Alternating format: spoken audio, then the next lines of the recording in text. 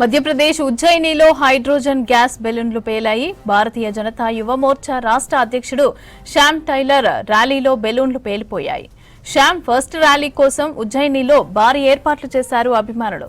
BJYM రాష్ట్ర అధ్యక్షుడిని ఆహ్వానించేందుకు party కలర్లో బెలూన్లను ఏర్పాటు చేశారు.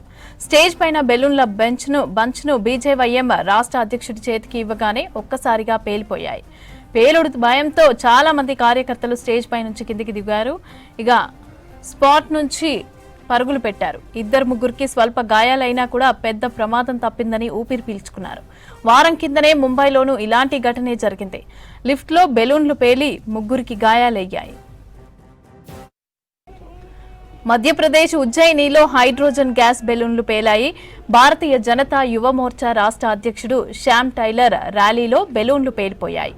శ్యామ్ ఫస్ట్ ర్యాలీ కోసం ఉజ్జయినిలో భారీ ఏర్పాట్లు చేశారు అభిమానులు.